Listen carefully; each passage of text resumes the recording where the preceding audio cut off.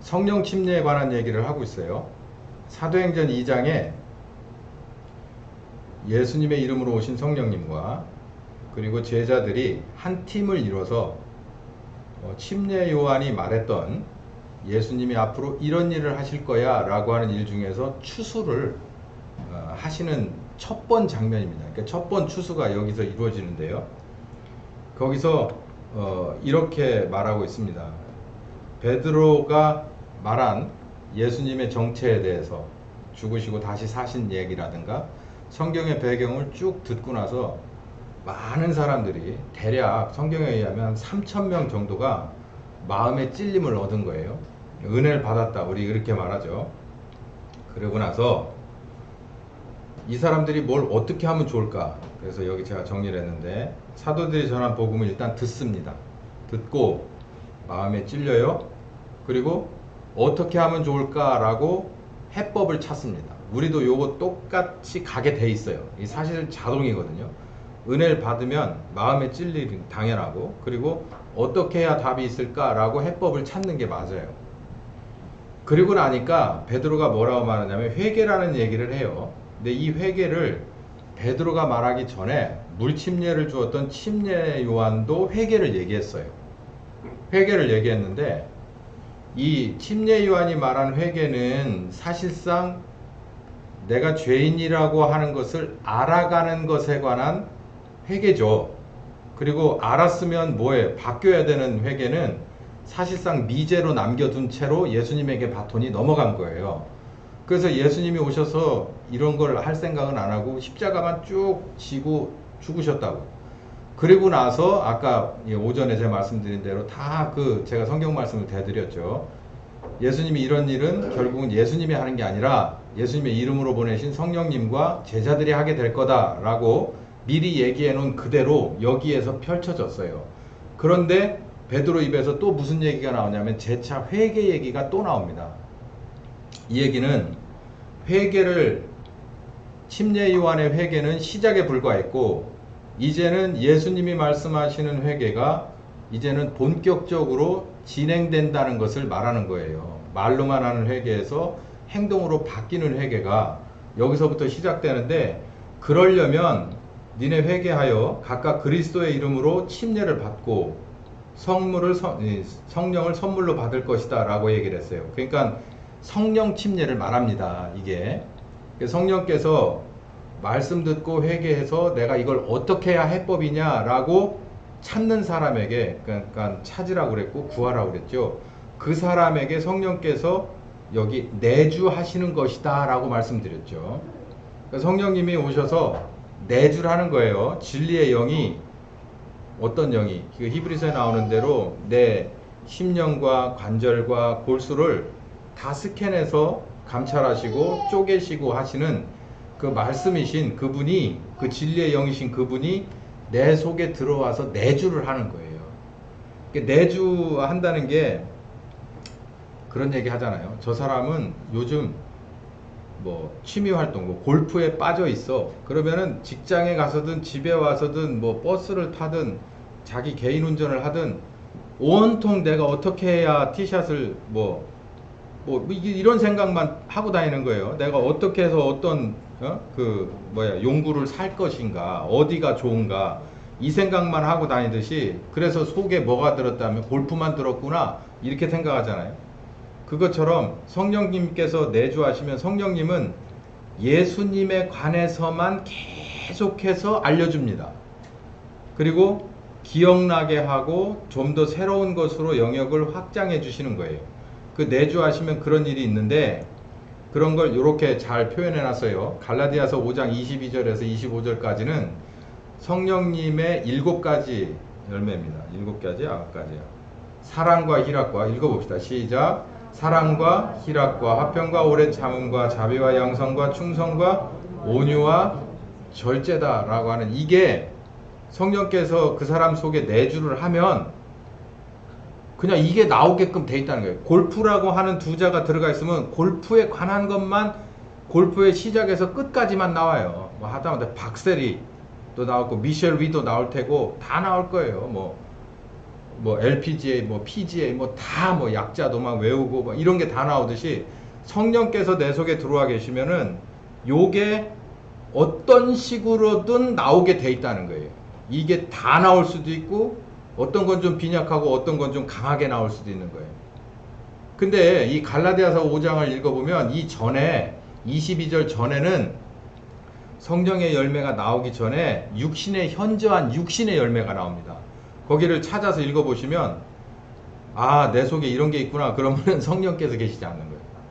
그렇게 아시면은 되겠습니다. 이게 성령님의 열매가 이런 게 겉으로 드러나게 돼 있다라고 얘기했고, 사도행전 2장으로 다시 돌아와서 이게 성령님에 관한 내주하시는 그런 개인적인 열매라면, 개인의 열매라면 이거는 교회적인 열매예요.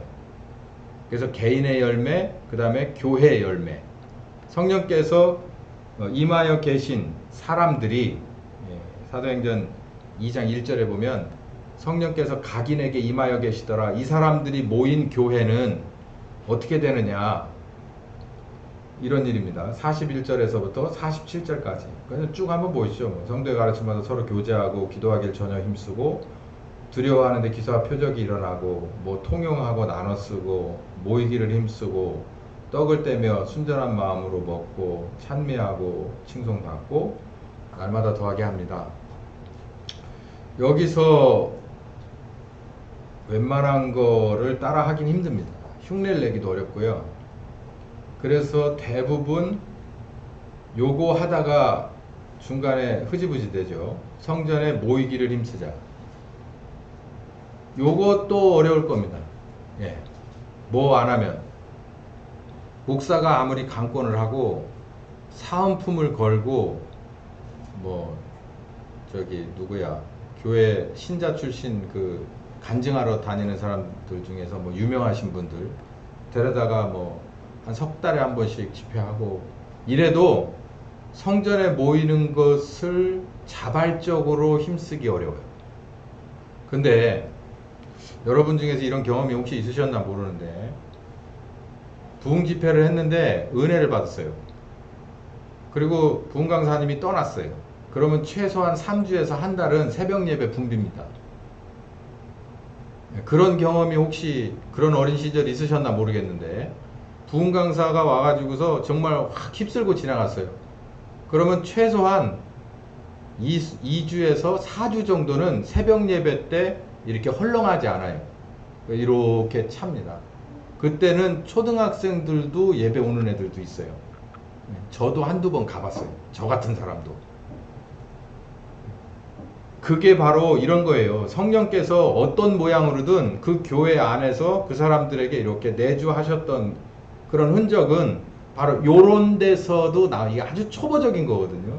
성전에 모이기를 힘씁시다 라고 여기다가 표어를 쓰고 첫 주에는 대부분 뭐 여전도의 원례, 두 번째 주는 남전도의 원례, 세 번째 주는 뭐 청년부 원례 뭐 이런 걸로 해가지고 다 촘촘히 다 해놓고 뭐 2부 예배까지 꼭 다 참석하라고 막 다 격려를 하고 독려를 해도 이거 안 돼.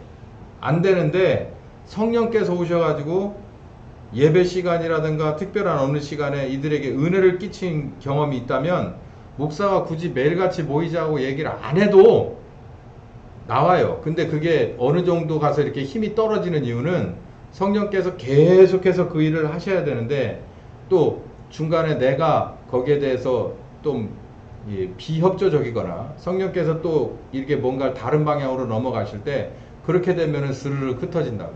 근데 여기 보면 베드로 설교 한 방에 한동안 갔던 것 같습니다. 이 일이.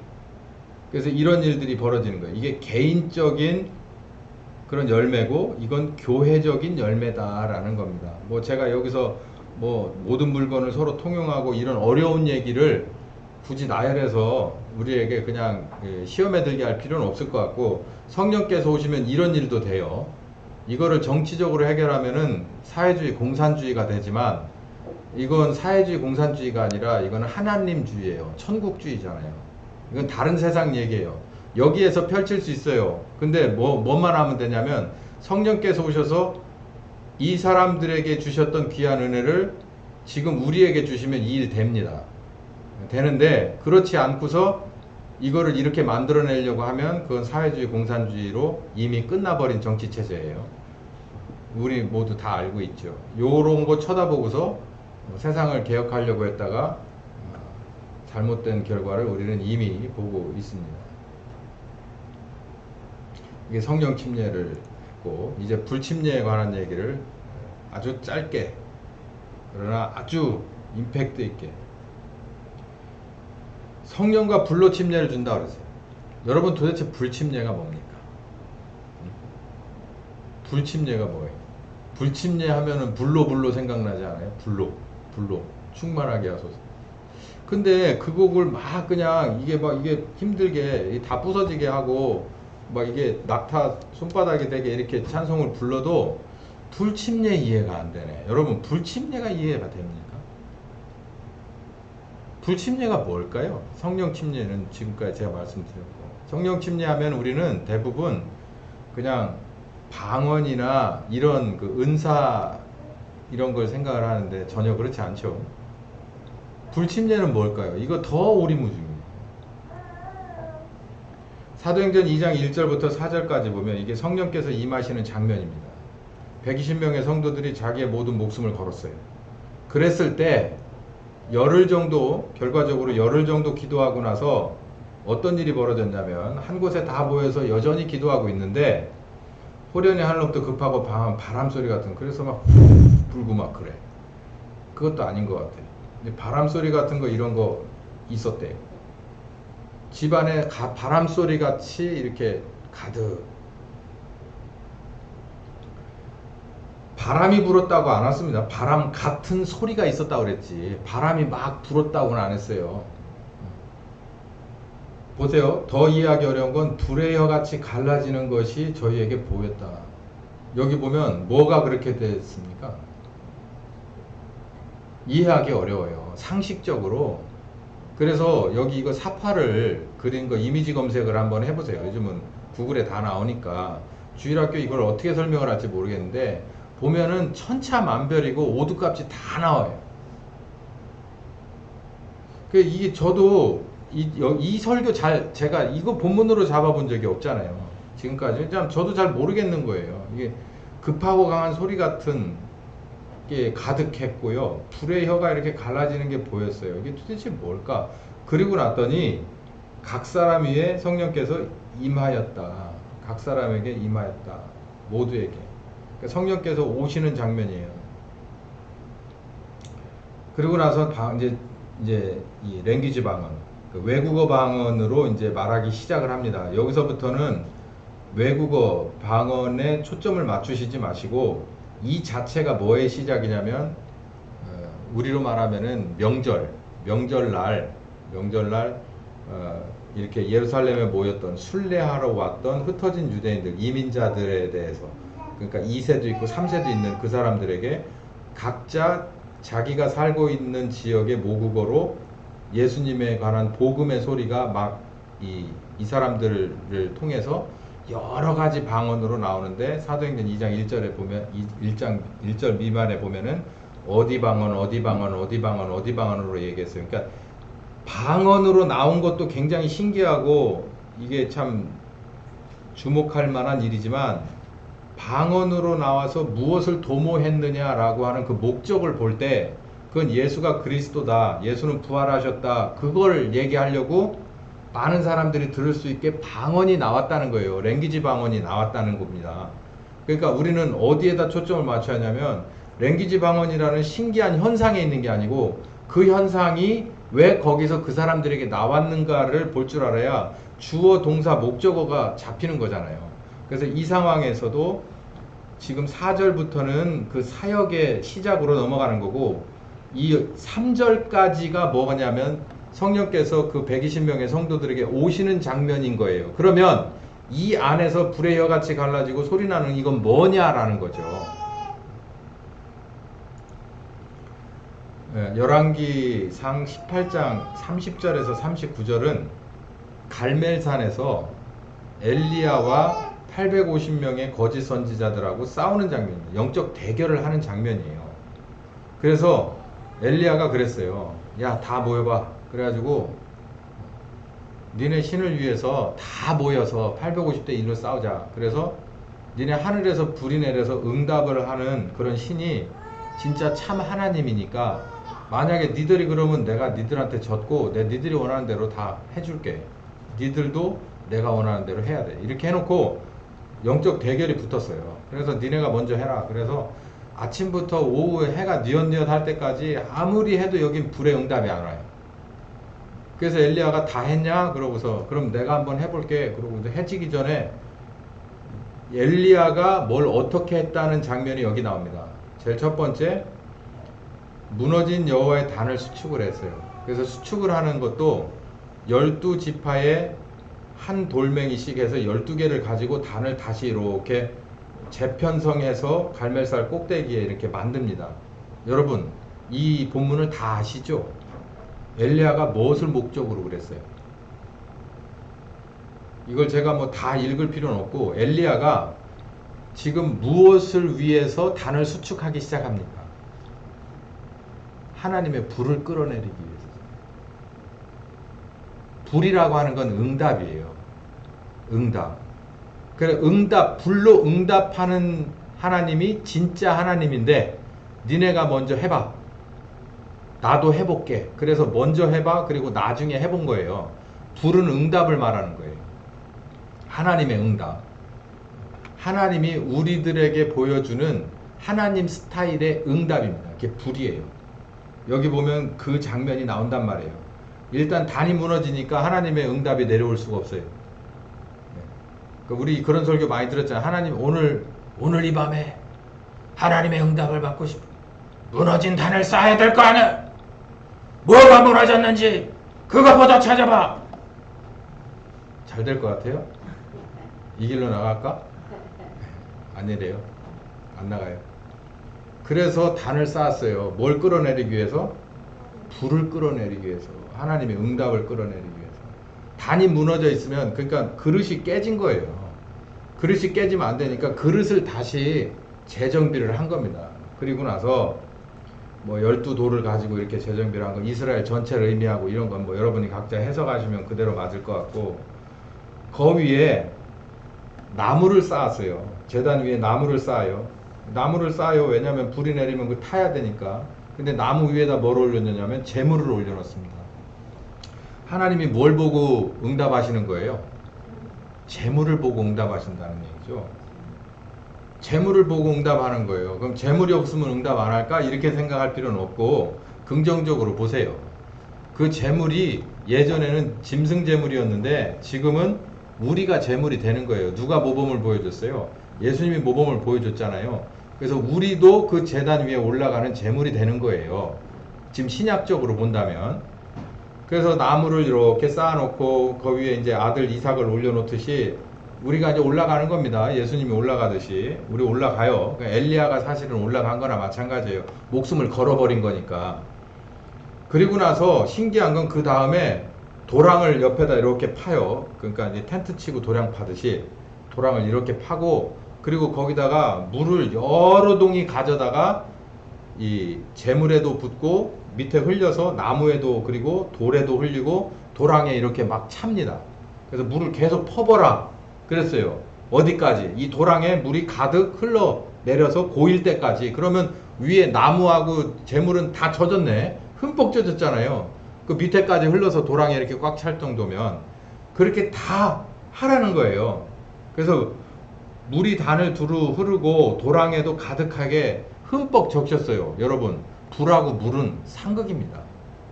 근데 여기 어떻게 불이 내려? 웬만한 불이 내려가지고서는 그걸 태울 수가 없네. 그렇지 않아요? 제가 이 본문을 다시 읽어보면서 속으로 많이 웃었어요. 아, 하나님은 진짜 확실하게 하는구나. 다 적셔. 그러니까 이거에 다 속뜻은 있지만 제가 그냥 겉으로 보는 거예요. 적셨어. 그러면 거기다가 성냥불 정도의 불 갖고서는 절대 그게 불이 안 나. 근데 휘발유를 뿌렸으면 모르겠다. 그러면 도대체 얼마나 완벽한 불이 내려와야 이거를 한 번에 확 태워버리겠냐고. 물을 싹 증발시켜버리고 이걸 확 태우겠냐. 그 정도로 강력한 뭔가가 내려와야 되는데 그렇게 하게끔 내려오는 거여야 누구 불이라고 인정을 하는 거예요. 하나님 불이라고 인정을 하는 거죠. 그렇게 하자는 거예요, 지금. 그래서 그렇게 했다가 결국은 여호와의 불이 내려서 번제물과 나무와 돌과 흙을 모두 이게 물을 포함해서 모두를 다 태우고 도랑에 있는 물도 다 핥았다. 핥았다는 얘기가 다 증발시켜 버렸다는 얘기잖아요. 불은 이런 거예요. 불침례. 불침례는 다른 말로 말하면 성취예요. 언약의 성취. 그러니까 바알에게 무릎 꿇지 않은 사람들 중에 거의 유일하게 남은 것 같고 외롭고 고독한 삶을 살았던 엘리야의 믿고 따랐던, 자기 인생을 모두 걸고 믿고 따랐던 하나님의 언약에 대한 성취가 불로 나온 겁니다. 물론 이제 그 뒤에 이제 무슨 40일 이렇게 해가지고 이 그로키 상태에 들어가기도 하지만 자기가 믿고 따랐던 외로움과 고독함을 넘어서 극복하고 다 믿고 따랐던 모든 것을 다 들여서 목숨 걸고 따라왔던 그 언약의 성취가 이 갈멜산 제단에서 불로써 성취된 거예요. 그걸로써 하나님이 하신 언약을 엘리야뿐만 아니라 이스라엘에게 성취했다는 말이죠. 그게 불이고요. 이거 똑같은, 그러나 이제 모양만 이제 조금 다른 건데 다 속뜻은 똑같죠. 성취, 그 다음에 완성, 그 다음에 마침표예요. 끝. 그러니까 이 말은 무슨 말이냐면, 물침례가 회개의 시작이었다면 회개의 과정은 성령 침례고요. 그리고 불침례는 마지막 완성을 말하는 겁니다. 그래서 불침례는 예루살렘 교회에 사도행전 2장 1절의 시점에서 내려요. 성령 침례는 그 이전에 있었고 불침례가 마지막으로 그들에게 임해서 그들이 제물로 올라가 있는 그 마가의 다락방을 다 태워버린 거예요. 싹. 그래서 받으신 거예요. 제물을 받으시는 거예요. 그러니까 불이 내려서, 대부분 구약에서는 불이 내려서 제단에 불이 내리면 그 제물을 하나님이 받아갔다고 여깁니다. 어디서부터 그 전통이 있느냐면 그 아담과 하와의 그 두 아들 제사를 드리잖아요. 형 가인의 제물과 그 다음에 동생 아벨의 제물을 어떤 건 받아가고 어떤 건 안 받아간 거를 불이 내려서 태워간 거를 이건 하나님이 응답했다고 하는 거고, 이쪽은 없었다 그러면 이거 하나님이 외면한 거다라는 거잖아요. 여기 갈멜산에서 엘리야의 제단과 바알의 선지자 850명의 제단도 여기는 하나님의 강력한 불이 제단을 사르고 제물을 받아가시고, 여기는 아무리 해도 거기는 하나님이 없어요. 그것처럼 120명의 제물들이 쭉 마가의 다락방이라는 제단에 거기에 다 드려진 거예요. 하나님 앞에 드려졌을 때 불같은 성령께서 오셔가지고 그 사람들을 모두 뭐 하신 거냐면 다 하나님이 다 받아간 거예요. 이게 지금 군대 용어로 말하면 이게 수료 장면입니다. 수료. 이제 하나님이 임명해주고 다 계급장을 달아주는 거예요. 이제 너는 초대 예루살렘 교회의 교인이야 라고 다 한 사람씩 계급장을, 수료증을 주는 장면이 이 불침례의 장면입니다. 그러니까 불침례를 아무 데서나 갖다 끌어다 대면 앞뒤가 안 맞아요. 성경적으로. 불침례는 마지막으로 그 사람에게 한번 완성될 때 주는 거로 보는 것이 성경적입니다. 성령 침례는 횟수에 상관없이 여러 차례 크고 작은 그런 모습이 보일 수도 있고 내면적으로 일어날 수도 있는 그런 겉파동과 속파동을 동반해서 하나님이 원하는 수준에 이를 때까지 성령 침례는 왔다 갔다 하는 거예요. 받고 또 받고, 받고 또 받고, 받고 또 받고, 받고 또 받고. 내주의 성령이니까. 그러나 불침례는 마지막으로 이제 점검을 해서 받아버리는 거예요. 이제는 이거는 내 거야 라고 해서 딱 받아버리면 그 다음에는 더 이상 내가 내 인생을 드립니다 얘기할 필요가 없어요. 왜냐하면 하나님이 인정을 하고 딱 받아버렸기 때문에 한번 수매 도장 딱 찍으면 그냥 그걸로, 그 도장으로 어디에다 내놔도 1등급 무슨 벼 해가지고 얼마짜리 해서 나가는 것처럼 어떤 상황에서도 그냥 그 수매 도장 하나로 끝나는 것처럼 이 불침례는 바로 완성과 끝의 도장이라고 보시면 돼요. 그걸 누가 한다고 그랬죠? 예수님이 하실 일인데 예수님의 이름으로 오신 누구에게 위임된 거예요? 성령님에게 위임됐다고요. 오늘 말씀 다 드린 것 같습니다. 물침례와 성령침례, 물침례, 불침례, 성령침례, 요거 오늘 세 가지 했고요.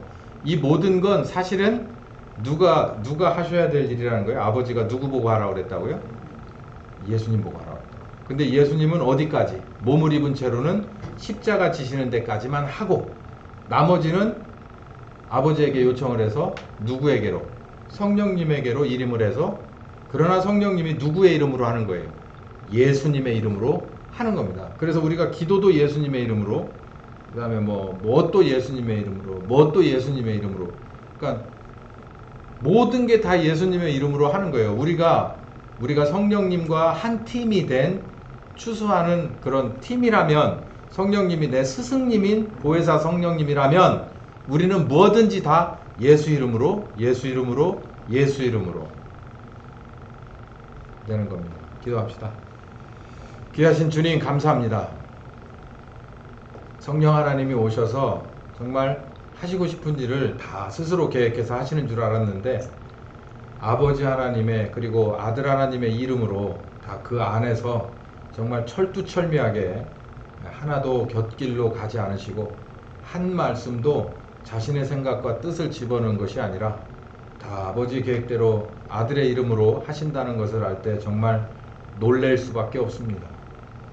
우리는 이 하나님을 나의 하나님으로, 그리고 이 예수님을 나의 그리스도로, 성령님을 나의 선생님이요 나의 팀장님으로 모셨으니 정말 하나님의 인격에, 그 거룩하신 인격에 닮아갈 수 있는 우리가 되게 하시고, 단지 우리들의 믿음만은 정말 순수하고 열정적인 우리들로 주님 앞에 드려지기를 간절히 소원하고 기도합니다. 예수님의 이름으로 기도했습니다. 아멘. 네, 오늘 오후 예배 여기까지 하도록 할게요.